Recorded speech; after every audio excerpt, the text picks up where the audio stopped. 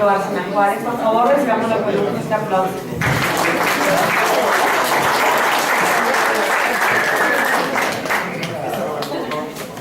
Buenos días. ¿Funciona F4? ¿Ah? Ahí está. ¿Podría nada más arrastrar esta barrita para que se tape? Gracias, hermano.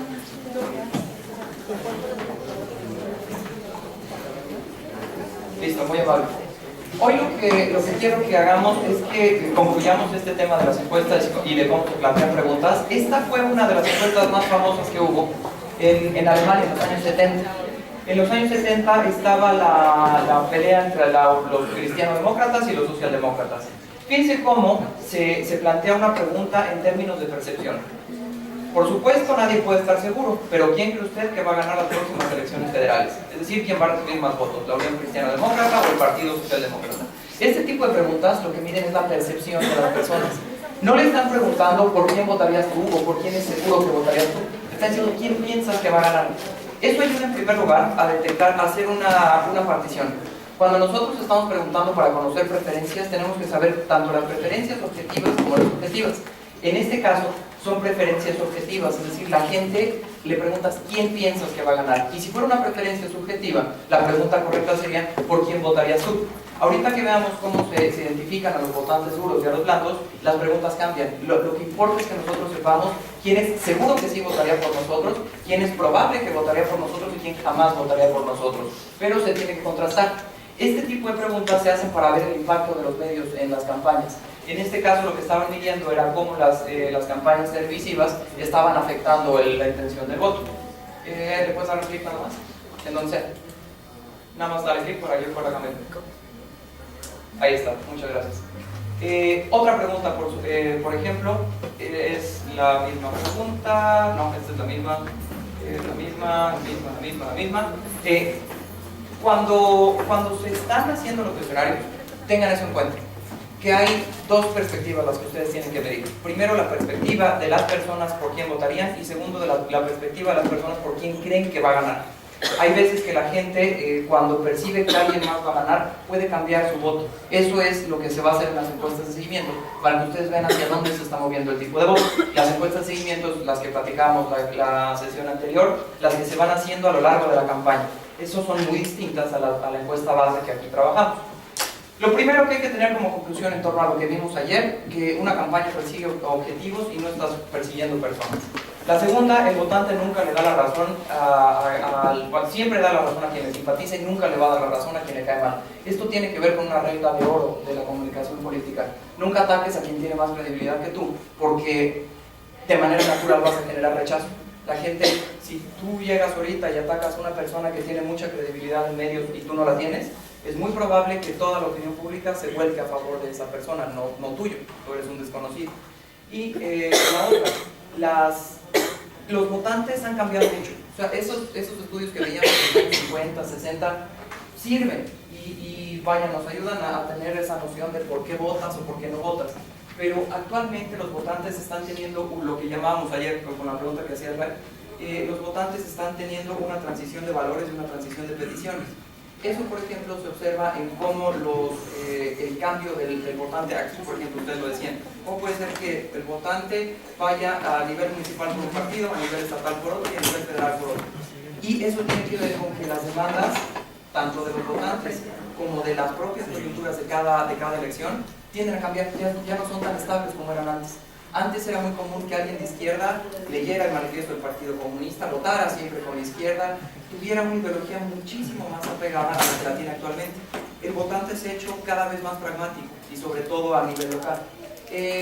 Lo que sucede actualmente es que las personas ya no se identifican con las grandes teorías que antes se leían y que todo el mundo era o eres derecha o eres izquierda. Ese debate izquierda y derecha, si bien no se ha erosionado porque sigue siendo vigente, pero sí ha reducido el impacto que tiene sobre las personas. A lo mejor alguien es muy de izquierda en términos sociales, pero es muy de derecha en términos económicos y va por libre mercado, pero no quiere que la sociedad se degrade y que se preserven los valores. Entonces la escala izquierda-derecha que antes todos conocíamos se ha cambiado, no es la misma porque han entrado nuevas dimensiones y en ese sentido el votante se hace más complicado de entender.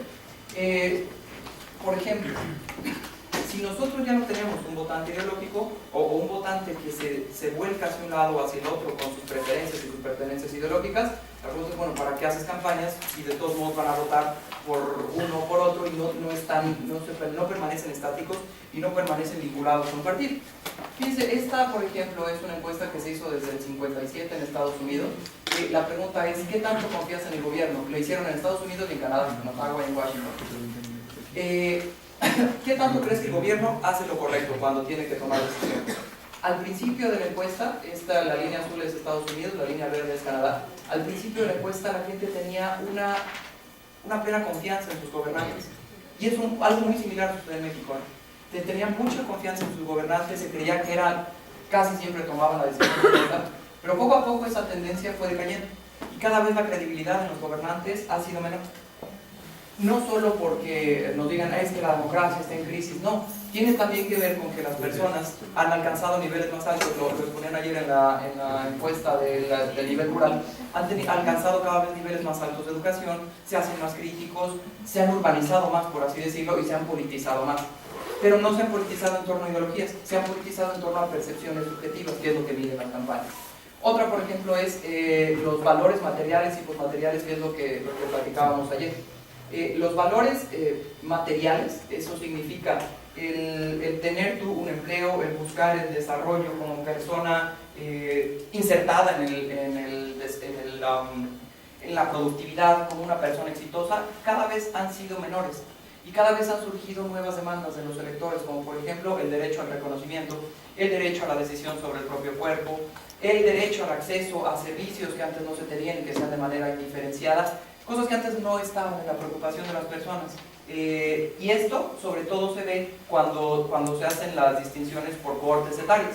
Las personas de menos de 25 tienden a preocuparse menos por el valor material y por la productividad económica, cosa que no sucede con la gente mayor.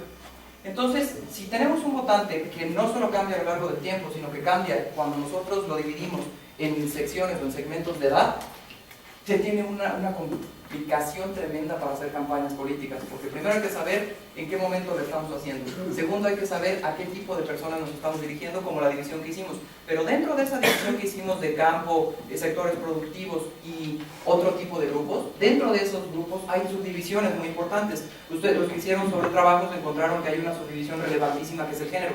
Como puede ser que a las mujeres que trabajan en el gobierno se les paga menos. Bueno, entonces las personas profesionistas no solamente son profesionistas, hay mujeres y hombres profesionistas y cada uno tiene una preocupación distinta. Esa idea de hacer cada vez más pequeño nuestro nicho se conoce como segmentación y eso es lo que genera campañas políticas más precisas. Entonces, lo que habíamos platicado ayer es que el votante toma decisiones emocionales. Lo dijimos y a la conclusión a la que se llega es que los afectos, las simpatías, los miedos son los que definen hacia dónde va el voto de una u otra persona. Lo que hacen es que usan la información para justificar y para envolver esas decisiones emocionales, darle un envoltorio racional. Si ustedes se ponen a pensar, la mayoría de la gente que cuando ustedes le preguntan ¿por quién vas a votar? Es raro que te digan, yo voy a votar por Diego Fernández porque me cae bien, yo voy a votar por Peña porque es guapo. Pocos lo hacen, casi todos lo hacen porque traen una buena propuesta, cuando platican con gente cercana. ¿Sí? ¿Ibas a comentar algo? ¿No? Ah, perdón. Esto es lo que comentaba ayer. Hay veces que en los focus groups sale un dato muy importante que es, oye, ¿tú qué opinas del candidato? No, yo opino que está increíble, pero yo no votaría por él. Eso significa que por más que uno haga campañas, si tu candidato no está posicionado incluso en la simpatía de la gente, es imposible que tú le llegues. Esto pasa, hay gente muy simpática que tiene pésimas propuestas y hay gente antipática que trae incluso las mejores propuestas, pero la gente no se las cree. Eso significa que en las campañas lo que importa es este concepto, el encuadre. ¿Qué es el encuadre? Es lo que vamos a platicar hoy. Significa ponerle un marco a la comunicación. Por ejemplo, cuando tú hablas, en Estados Unidos saben que cuando hablan con un republicano, por ejemplo, sabes que el principal tema de los republicanos es el sostenimiento de los valores familiares y el sostenimiento de cierto tipo de economía. En el caso, por ejemplo, de los demócratas, tú sabes que cuando hablas con un demócrata vas a estar hablando con alguien que quiere aumentar el gasto social. Ese encuadre que le dan los medios y que le damos quienes hacemos las campañas es lo que va a definir hacia dónde percibe la gente y cómo percibe la gente la campaña. Por ejemplo, cuando nosotros deliberadamente construimos una representación sobre la gente con la que estamos interpelando, lo que estamos haciendo es ese cuadrante. Son tres principios los del encuadre: el principio de la exclusión, de la inclusión y la creación de premisas. Ahorita explico cómo funciona. Por ejemplo, cuando ustedes de los medios lo saben sobradamente, cuando ustedes hacen entrevistas, el mismo tipo de preguntas que ustedes plantean ya están generando un encuadre para su entrevistado. Es decir, si ustedes traen a una persona y le están entrevistando sobre el tema del gasto económico en el gobierno, el tipo de preguntas que ustedes le hacen ya van dirigidas no hacia obtener ciertas respuestas, no creo que sea tan directo a la intromisión, pero si ustedes, si les traen a un periodista, ya saben qué tipo de respuestas van a recibir. Si les traen un periodista, ya saben qué tipo de respuestas van a recibir, y ustedes lo que hacen es simplemente encuadrarlas. Por ejemplo, si a ustedes con su entrevistado le hacen preguntas sobre, imaginemos que tienen un entrevistado republicano, fuera del Partido Republicano de Estados Unidos, y le empiezan a hacer preguntas sobre la raza y sobre qué opina de la distinción entre grupos, inmediatamente, con las respuestas que les dé, ya va a estar embarcada una persona racista, porque ellos creen o consideran que la sociedad no podría mantenerse si no hubiera esas distinciones de clase o de raza. En el sentido de que cuando uno está trabajando con el encuadre, uno trabaja con conceptos y uno crea una perspectiva de qué es lo correcto y qué es lo incorrecto, cómo percibir y cómo no percibir a la otra persona. Este es un ejemplo que me gusta mucho tratar. Lo comento en español. Hubo un experimento que se hizo, que se le preguntaba a la gente, con dos grupos. Entonces, a uno le decían, hay un problema de una enfermedad de la gripe aviar. Imagínate que México se está preparando para una epidemia y está llegando una enfermedad del ébola, que se supone que esperamos que mate cerca de 600 personas. Hay dos programas que el gobierno puede tomar. Uno es, y aquí lo encuadras, uno es, programa A, que 200 personas se salven. Programa C, que 400 personas mueran. Es exactamente lo mismo, pero la manera en la que tú lo estás planteando ya cambia, y fíjense cómo el 72% de las personas eligieron programa A, ese es el mejor programa, sí, porque tú estás diciendo salvar en vez de decir morir. Eso, por ejemplo, tenía que ver con una slide que comentamos en clases anteriores, en sesiones anteriores, que era la disciplina discursiva. Por ejemplo, Peña Nieto, cuando le hicieron en la Reforma un análisis de todos los discursos que había dado en su primer año, en ningún momento había mencionado la palabra crimen, guerra, asesinatos, violencia. Cambió el encuadre de su discurso por completo y era muy distinto al de Calderón. Compararon en los últimos años de Calderón y en esos últimos años 50% de las palabras eran crimen, guerra, violencia, hasta cuando daba discursos para inaugurar escuelas. En cambio, Enrique Peña modificó el encuadre que tuvo su política y lo encuadró en la palabra más importante, era México, cambio y transformación. De ahí no salí. Eso significa que cuando uno está comunicando, las palabras que seleccionan se van a salvar o se van a morir, generan un impacto en las personas, a lo que nosotros estamos diciendo. Y por ejemplo, cuando seleccionaron programa B, hay 1/3 de probabilidad que 600 personas se salven y 2/3 de probabilidades que nadie se salve. El 28% lo eligieron. Y fíjense cómo cambia el encuadre. Hay 1/3 de probabilidad que nadie muera y 2/3 de probabilidad que 600 personas mueran. Y aquí el 78% de las personas eligieron este tipo de programa. Eso significa que cuando se comunican incluso las políticas públicas o cualquier tipo de programa, o en la campaña, cuando se está comunicando un acontecimiento, el encuadre que le den, es decir, desde la forma que construyen el discurso, va a generar una respuesta en su auditorio. La siguiente parte, que es lo que me interesa, a donde me interesaba llegar después del encuadre, es cómo se mide la solidez del voto. Todo esto que hicimos de las encuestas, la aplicación más importante está aquí, en cómo medir qué tan sólido es el voto que le van a dar a nuestro candidato o a otros candidatos. ¿Qué significa? Lo habíamos platicado. Los electores no son coherentes. En Francia, por ejemplo, la gente tiende a decir que es más de izquierda, cuando llega a la urna vota mucho más de derecha. Son más racistas de lo que parecen los franceses, ya en términos reales, aunque en las encuestas lo declaran. Otra cosa que tiende a suceder, a lo mejor tienes un amigo que es totalmente derechista y todo eso, y a la hora de la hora, lo veíamos ayer con esta Homing Tendency, cambia su voto porque le convenció el candidato. No hay una coherencia absoluta como la había anteriormente en los años 50 y 60 todavía de los votantes, porque los votantes hoy están expuestos a muchos más mensajes y a muchas mayores críticas incluso dentro de las propias campañas. Entonces, no tenemos un votante que es coherente, eso es lo primero. Incluso las encuestas pueden darle resultados que no sean los que vayan a suceder. El problema que pasó recientemente en las elecciones de 2012 con Mitofsky, con Parametría, que no estimaron cómo iba a darse el impacto. Sí estimaban que iba a ganar Enrique Peña, pero no estimaban el crecimiento, por ejemplo, de López Obrador, o no estimaban el nivel de abstencionismo de manera correcta. Eso significa que las encuestas dan una radiografía, pero no son absolutamente precisas, porque el votante hay veces que llega a la urna y todavía no ha decidido por completo su voto. Entonces, partiendo de ese principio, hay que diferenciar entre los votantes duros, los votantes blandos, los votantes posibles y los imposibles. ¿Cuáles son los duros? Primero, que se caracteriza que siempre van a votar por nuestro partido. Son esas personas, son militantes que siempre han pertenecido al partido, personas afines al candidato y personas que tienen una ideología con la que se identifican plenamente hacia nuestro partido. Estos son los votos partidistas que nunca se nos van a ir. Los votos absolutamente fieles que si le preguntan uno en la encuesta, van a salir y a votar tal cual lo dijeron en la encuesta. ¿Qué pregunta le harían a alguien para saber si es un votante duro? Vamos a hacer 3 preguntas. Neri, ¿nos podrías ayudar a irlas escribiendo para después hacer una muestra del cuestionario? Gracias, Neri. Sí, ¿cómo identificarían un votante duro? Por la afiliación partidista. Por la afiliación partidista. Entonces le preguntarías a qué partido perteneces. ¿Sí? ¿Por quién has votado las últimas 5 elecciones? Es una excelente pregunta. ¿Por quién has votado las últimas 3, 4 elecciones? Vamos a dejarlo así. Sí. Y para hacer una distinción, ¿por quién has votado en las últimas 3 elecciones federales, en las 3 últimas locales y en las 3 últimas municipales, por ejemplo? Si resulta que vota igual federal, municipal y estatal y además vota igual en elección 1, elección 2 y elección 3, es un votante duro. Otra pregunta. Pues son 3 preguntas básicas. La primera es la retrospectiva. ¿Qué otra? Ustedes lo que quieren encontrar es gente que seguro votaría por ustedes. ¿Qué pregunta le harían?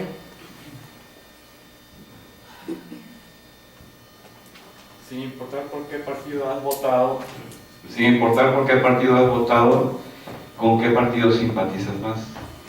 En la simpatía, con qué partido simpatizas más, no te garantiza que vaya a votar por tu partido. Tiene que ver con eso. La pregunta sería, independientemente de los candidatos, ¿tú por qué partido votarías? Eso significa que de los candidatos o de las propuestas. Si la gente te dice, yo seguramente votaría a PRI, quiere decir que tienes un votante duro. Si la gente te dice, probablemente votaría a PRI, no es un votante duro. Pero tienes que hacerle notar que es independientemente del candidato e independientemente del tema. Porque eso te garantiza que ese votante sí va a salir, a pesar de que le presentes un candidato horrible, y a pesar de que le presentes una propuesta pésima, él va a votar por ti, por tu partido. Sí, o sea, el enfoque me parece correcto, pero nada más hay que distinguirle entre independientemente de candidato o independientemente de temas. Sí. Pues entonces sí sería independientemente de quién fuera tu partido o a qué partido le vas, ¿quién de ellos son las propuestas que más te convencerían para votar, no? No, porque las propuestas cambian de campaña en campaña. El votante duro es el que va a votar por nosotros, aunque la propuesta de campaña anterior haya sido una y la de esta campaña haya sido otra. No sé si me doy a entender. Cuando nosotros analizamos los resultados electorales, lo único que permanece constante, los candidatos cambian y las propuestas cambian. Lo único que permanece constante son los partidos. Entonces, el votante duro siempre es un votante al partido, independientemente del candidato y de las propuestas. Entonces, la primera pregunta es, ¿por quién has votado en los 3 distintos niveles las últimas 3 elecciones? La segunda es, independientemente del partido o de las propuestas, ¿tú votarías por A, B o C? Y si es seguro que sí votaría por su partido, tienen un votante duro. ¿Sí? Bueno, yo plantearía una pregunta muy directa. Sí. Va a ser para explicar votantes duros. ¿Militas en algún partido político? Claro. Sí, ¿no? ¿Cuál? Exactamente. Abrirla para que digan exactamente cuál partido es. No es tan segura, y eso le pasó al PRI en la época de Colosio. Por eso quisieron hacer toda una reforma en el PRI, porque sus propios militantes estaban votando por otros partidos. Sí ayuda. O sea, ¿militas en algún partido en cuál? Tienes una primera entrada, yo creo que esa la podemos dejar incluso. ¿Militas en algún partido? Sí, no, ¿en cuál? Bueno. Y hay otra pregunta que ustedes en algún cuestionario hicieron ayer, y tenía que ver con, ¿tú participarías en mítines, en eventos de campaña y tú apoyarías al partido independientemente de quién fuera el candidato? Si la gente haría todo eso, mítines, participaría en actos de campaña, repartiría volantes, si la gente seguro sí lo haría, tienen un votante duro. Es así como se identifican. ¿Cuándo se identifica el votante duro? En las encuestas de base, antes de que inicie la campaña. ¿Por qué? Porque la campaña ya va a estar manchada de temas y ya va a estar manchada de candidatos. En cambio, si ustedes lo identifican en la encuesta baseline, en la encuesta base que es la que poníamos en la sesión anterior, desde ahí ya saben cuál es el porcentaje, cuál es su piso, de dónde ustedes están partiendo. El siguiente votante es el votante blando. Este votante se caracteriza porque dicen inclinarse por nuestro candidato, pero no están enteramente convencidos de hacerlo. Tienen cierta simpatía, pero algo podría modificar de su impresión y podrían irse a otro lado. Estos ya son votantes mucho más volátiles que los votantes duros. El votante duro siempre, desde hace 20 años, va a votar por nosotros y no importa la porquería que le traigamos. ¿Quiénes son estos votantes? Los votantes blandos son ciudadanos que no siempre son muy politizados, que tienen poca información, pero tienen una opinión, pero no tienen una opinión negativa sobre nuestro candidato. Es decir, hay posibilidad de jalarlos porque no tienen una percepción negativa de nuestro candidato sin hacer tanto esfuerzo. Nuestro votante blando es un votante que podemos atraer sin hacer tanto esfuerzo. Sin embargo, pues todo lo comentamos, se puede ver afectada su percepción. ¿Cómo identificarlo? En las encuestas base y en las encuestas de seguimiento. ¿Qué le preguntarían a ustedes a las personas para saber si son votantes blandos de su partido? Vamos a hacer 3 otra vez. Todas las propuestas son bienvenidas.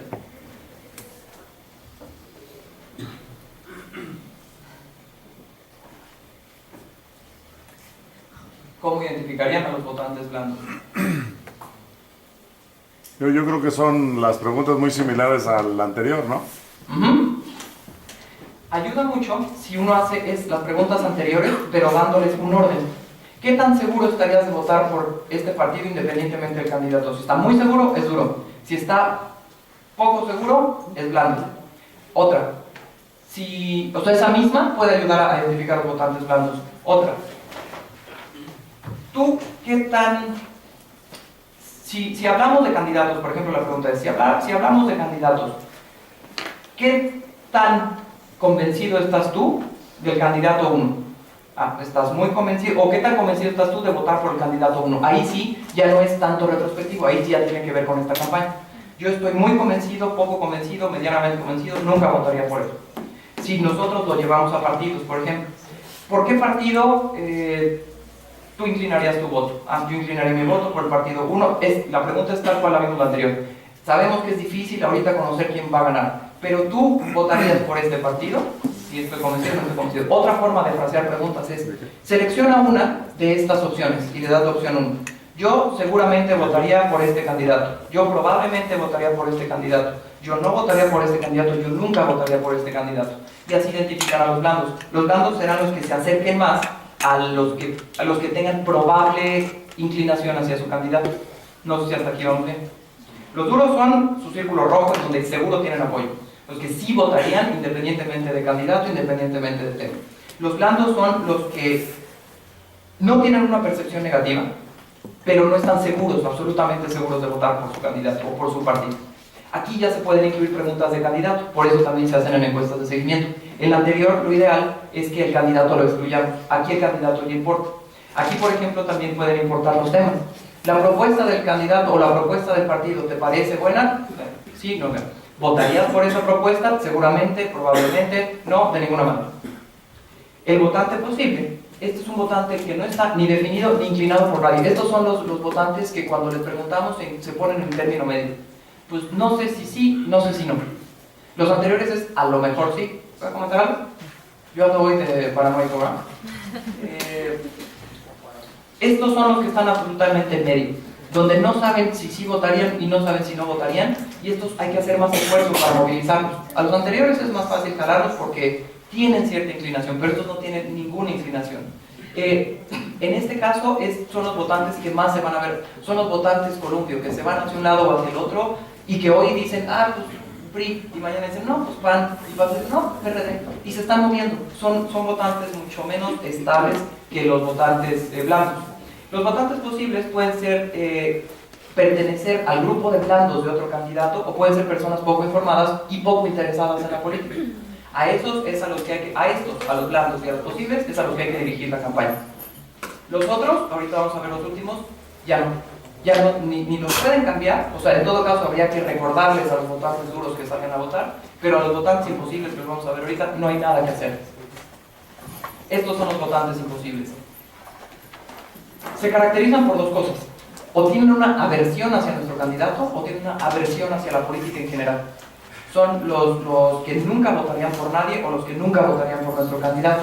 Este votante imposible puede ser o extremadamente politizado, o extremadamente partidizado, o extremadamente desinteresado. Tiene esas tres vertientes. El votante desinteresado es el que ni me interesa la política. El votante hiperpolitizado es el yo me abstengo porque estoy en contra de la forma institucional de establecer los mandos actualmente. Y el votante partidizado es el yo voto por el PAN, no me importa que tú me traigas lo que me traigas. En este caso, el votante imposible tiene también que ver con las preguntas anteriores. Oye, hablando de esta campaña, ¿tú qué tan identificado te sientes con este candidato? Muy identificado, poco identificado, no identificado. ¿Votarías por este candidato? Sí, probablemente no. Jamás votaría por este candidato. Esos de jamás votaría por este candidato son votantes imposibles, son votantes que nunca vas a atraer. Entonces ahí tienen que preguntarles por todos los partidos, porque si ustedes hacen una encuesta y solo les preguntan por su candidato y su partido, no van a saber en dónde están los blandos y los imposibles de los otros candidatos. Eso es muy importante. No hagan solo preguntas para su partido y que incluyan a su partido. Hagan preguntas que incluyan a los demás partidos. Esta misma pregunta, ¿votarías por este partido o votarías por este candidato? ¿Qué tan seguro estás? No estoy seguro, absolutamente seguro, jamás lo haría. Háganlo para PRI, PAN y PRD, porque eso les va a dar a ustedes noción de dónde están los imposibles suyos, los imposibles de los otros y los probables suyos, y les permite hacer combinaciones. Las encuestas sirven para hacer combinaciones, para hacer modelos. Este tipo de votantes los identifican desde la encuesta base. Es totalmente lo contrario al votante duro. Es ese votante que le dicen, ¿por quién has votado todo el tiempo? Y ustedes son del PRI, y el votante le dice, siempre he votado para, votante imposible. Independientemente de los resultados, independientemente de los candidatos y de las propuestas, ustedes son del PRI, y él les contesta, independientemente yo votaría para PRD, ese es un votante imposible, que a ustedes no les interesa. Es imposible que ese votante dé un vuelco hacia ustedes. La campaña se hace para estos dos pequeños grupos de votantes, nada más. Así es como se ven. Los imposibles, que son la capa de hasta afuera, que es así, nunca la van a poder penetrar. Los posibles, que no tienen simpatía por uno pero tampoco por otro. Los blandos, que se inclinan por el suyo y que pueden ser convencidos. Y los duros, que es su círculo rojo, de donde nunca... el tipo de campaña para el votante duro es muy distinto al tipo de campaña que se hace para estos dos. También es un tema importante. No hay que decir que no se hace campaña para los duros. También a las personas que apoyan a su partido y que son fieles, hay que recordarles y estimularlos y fomentarles el voto. Recordarles, tú eres priista, acuérdate que no nos puedes fallar y que contamos contigo. Porque si los dejan a los votantes duros, puede pasar lo que empezó a pasar al PRI en una época, a nivel federal al menos. ¿Cómo es que se hacen estos modelos y cómo se combinan? Lo primero que hay que hacer es identificar al competidor alfa y a los beta. ¿Quién es el alfa? Por lo general, el que tiene mayor intención de voto. En este caso, si ustedes están trabajando para un partido, el candidato que o está más alto que ustedes o que está más cerca de ustedes, que ustedes son los punteros en las preferencias electorales. Y los competidores beta son todos los que no representan una posibilidad real de triunfo o que están por debajo de ese umbral. Pueden haber, por ejemplo, dos competidores alfa. A lo mejor ustedes son PAN, pero están muy fuerte PRI y está muy fuerte PRD. Y todos los demás quedan abajo. Se consideran como competidores beta que no tienen una posibilidad real de triunfo. Lo que interesa aquí es que la campaña no solo se hace en términos de tú eres izquierda, yo soy derecha, y entonces el antagonismo está izquierda y derecha. Sus rivales más importantes en una campaña son los que más se le parecen a ustedes, o a su candidato o a su propuesta, porque son de los que más difícilmente se van a diferenciar de ustedes. Entonces, cuando planteen la campaña, planteenla siempre pensando en, sí, los punteros, pero de los que no son punteros, o no importa si lo son, ¿quiénes son parecidos a mí? Y si encuentran a alguien muy parecido a ustedes, concéntrense en diferenciarse de él. Lo veíamos que es un principio de mercadotecnia. Si tú no te distingues de tu competencia, es muy difícil que la gente diga, yo seguro voto por este. cuando no hay diferenciación, es cuando suben mucho los niveles de votantes indecisos. Cuando tú te puedes diferenciar es cuando encuentras, te estamos esperando desde las 10. Es cuando encuentras alguien que se te parece. Un competidor muy importante es alguien que se te parece. Por ejemplo, cuando nosotros estamos aquí en el centro, tenemos el 36%, somos punteros. El